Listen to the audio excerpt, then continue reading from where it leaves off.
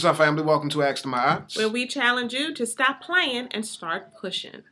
This right here is my splendid wifey, Oh, I'm splendid. Splendid. Oh, and this is my spectacular husband, Ayize. Yes, you are. All right, y'all. We had a question to come in, and we're going to get right to it. All right. This young lady says, hello. I would really like you guys' advice on something that has been bothering me for 6 years now. That's quite a while, isn't it? Mm-hmm. My husband and I have been together for about 6 years and have been married for 4 years. We have a 5-year-old and a 2-year-old that are both autistic. My husband blames me for having our children because when we first had my eldest, my husband said that he did not want to be with me anymore and did not want a family. Wow. After I left him the first time, his family wanted to be involved in my son's life, so they convinced him to step up and be a father. After seeing my husband spend time with our son, I began to fall back in love with him. But I guess now I realize he never really wanted to be with me. When my eldest was diagnosed, my husband said that he didn't want any more kids, even though he knew that I did want more. Every time he wanted sex, he would tell me, let's make a baby. And when we fought, he would tell me he does not want to be with me and does not want to be a father. After about a year of this, we separated, but he was still coming by and trying to have sex with me. We conceived our son we conceived soon during that separation, and now he blames me for getting pregnant and the fact that my youngest was diagnosed with autism. He blames me for it. I now want a divorce, but I hate feeling like I still love him. I don't even know what to do. He is the only man I have been with, and I'm afraid of being alone with 2 kids. What should I do? Well. This is a woman who is sounds like virtually a single woman, even though you are still married, at least in name and on paper. 2 children with special needs, 2 autistic children, and you got this man who's supposed to be your husband. They married, right? Yeah, my husband. Mm-hmm. She says my husband. You have this husband who sounds very immature. I mean, I that's the first thing that comes to mind for me, that, he's kind of says what he wants to say or what he needs to say to get what he wants in the moment. And it's some heavy stuff he's saying when he says, let's make a baby, when he wants some stuff that's in between your legs. And then when it's all, over with, now I don't want to be a father and I don't want you. He sounds really immature. There's no level of commitment. It's just about what's in it for him in the moment. And yet these are his children. So that's concerning to me. But you also sound a bit immature. The fact that you have even dealt with this, I hate to talk like this dude, but I know this is your husband, right? For this amount of time, right? 6 years, we get what we give out, you know what I mean? We emanate a certain energy, and that energy comes back to us, right? So I'm trying to figure out what is it about you that has allowed this into your life. And not only did you have 1 child with him when he was acting a fool and saying, let's have a baby, and no, I don't want you, and I don't really want you, and I don't want to be a daddy. But then you wanted a second one, and you did it again, knowing that he was still not right. And then you kind of paint the picture. I often wonder when folks write into us and you paint the picture for us. As you write, do you start to get more clarity? Do you start to see things a little more clearly? I guess, what is her question? Because if you really look at your story, you basically have been with someone who has not really wanted you. Okay, he hadn't wanted you, and he has not wanted to be a father, but yet he has conveniently been able to utilize you. And I want you to hear that word, utilize you, for his own benefit when he wanted to do so. I mean, you're dressing it up when you say utilize. Let's just say use. Use. Yeah, use. He kind of, hold you out a minute, a little bit, you know what I'm saying? Like pimped you in the marriage. I mean, for real, and then that's someone somebody can pimp you into marriage, like, I'm not feeling you, I don't really like you, I don't want you, and I don't want no kids, right? And says that for 6 years, going on, but boo, let's have a baby.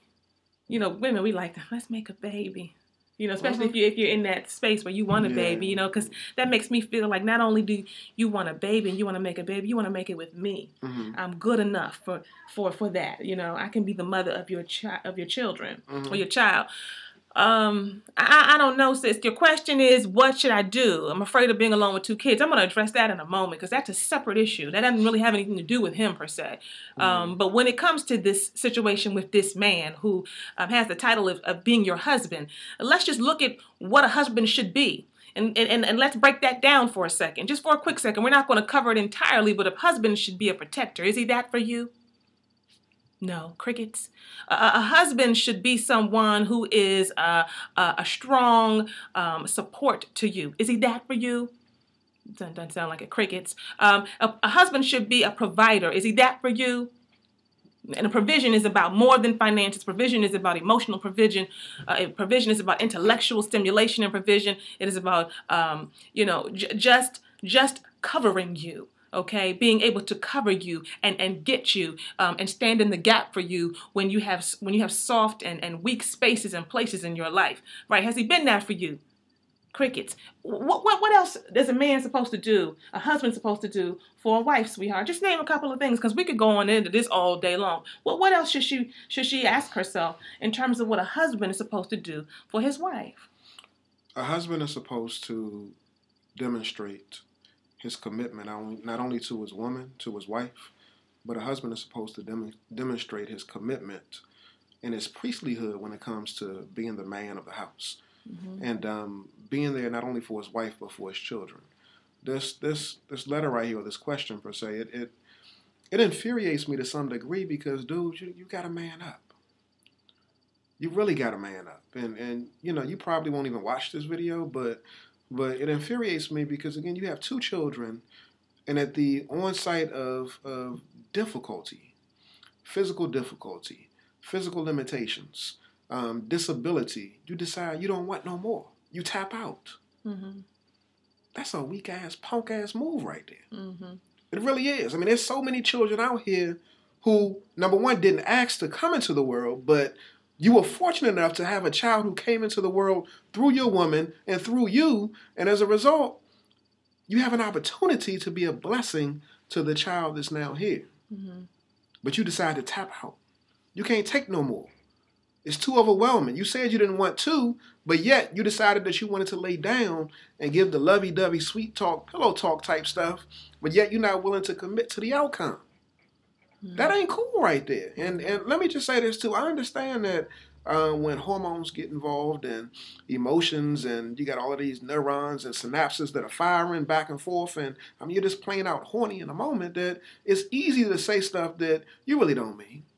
It's easy to say stuff that you don't mean. But sister, you got a responsibility. Again, you know your man better than we do. You got a responsibility. If you know that he's not going to be present when baby number 2 comes out, tell him to strap up. Tell him to put something on. Tell him, no, we can't do it right now because, again, you're not looking forward to the outcome that I'm looking forward to, so we got to hold fast. Part of this falls in your lap because, again, you have a responsibility in a relationship, not just to the relationship, but also to your children as well. But being as though he was unwilling to commit to the outcome, the question again is, what are you going to do? He's coming up short. He's slow. He's a slacker in this area. He's not manning up, and that's not cool. He needs to step up to the plate. But if he does not decide to do so, what do you do? But here's the thing: not only has he not been willing to commit to the outcome of you all having sex, which is having children, he ain't committed to you, sis. I mean, he already said he don't want you, right? Oh, let me see. What she said? He ain't really feeling you. Where is it at? Didn't he say that? Didn't she say that she realized, I fell back in love with him, but I realized he never really wanted to be with me. Okay, so, and yet, writing's on the wall. You said, but what should I do? He never really wanted to be with me. See, people will be with you, and they will be with you however they can be with you if you allow it. See, if he can be with you and he can get some sex and he can have some conveniences involved with the relationship, right, but not have to really commit in mind and body and spirit, he don't have to really work hard, then he can stick around, and women will just sit around and just take that because, what you say at the end, he's the only man I've been with, and I'm afraid of being alone with 2 kids. She's looking for an attachment. She's looking for some type of secure attachment. So you'll attachment. take a fucked up attachment. You'll take a fucked up attachment, right? And he give you little crumbs here and there, and hold on to that and pray and hope that that will get stronger and that will grow. And all he's doing is giving you the little crumbs. But it works for him because if he just give you a little something here and there, you know, he can come back anytime and get what he needs, Your right? children deserve more. You deserve more. Your children deserve more. So what is it that you should do? You know what you should do. You know what I'm going to do? I'm not even going to tell you what you should do. We're not even going to say it, but this should be coming through in the energy of this message. But here's the piece that you do need to do. You need to stand on it for yourself. You need to say it for yourself. You're afraid of being alone with 2 kids. I have talked with and I have counseled countless women who are in your situation. And I have to say quite a few women are really scared of being alone with their children. Not only because now emotionally you're alone, but also because, look, let's keep it real, the day-to-day stuff you got to do, the conveniences and the things that come with having a partner, even if they're half-assed, you know, they at least do this piece and that piece, and now I got to figure out how to do it all by myself. It becomes unbearably overwhelming to even think about that. So I understand that. But you have to understand that when you choose to continue the madness, when you choose to continue the insanity, not only do you block yourself from being able to go to another level, find a new person who will actually love you and cherish you and give you everything you want and more. And love your children. But you also are prohibiting your children from becoming all that they can be because they don't do what you tell them to do. They do what they see you do. And they will grow up and they will do the same thing that you do. Your daughters, your sons, whomever, they will grow up and allow people to treat them however. They will grow up and treat other people however. So sis, you know what to do. What you really got to do in order to do it is stop playing and start pushing.